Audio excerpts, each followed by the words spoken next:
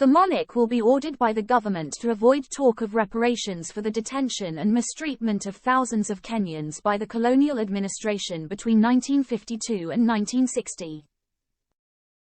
It will be the first major royal visit to Kenya since Britain in 2013 expressed regret for human rights abuses during the Mau Mau uprising.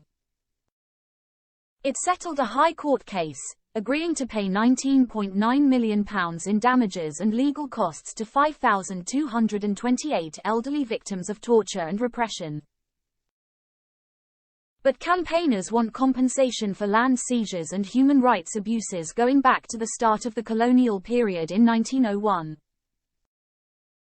Writing in The Observer, Caroline Elkins, a Harvard professor who wrote the book Imperial Reckoning, The Untold Story of Britain's Gulag in Kenya, said the king must apologize.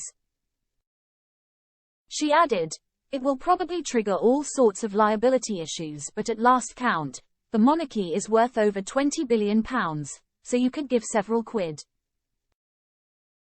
Some observers think the king will echo his comments about slavery on trips to Rwanda, Barbados and Ghana by expressing personal sorrow.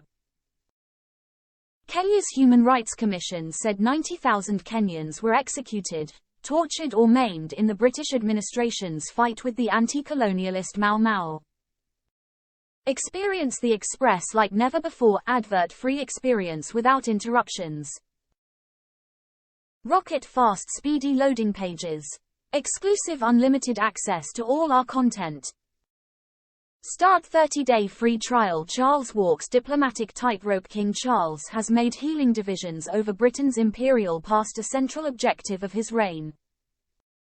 But he and his family have carefully avoided opening the doors to either the monarchy or the British state accepting any obligation to pay reparations to those who suffered because of the empire.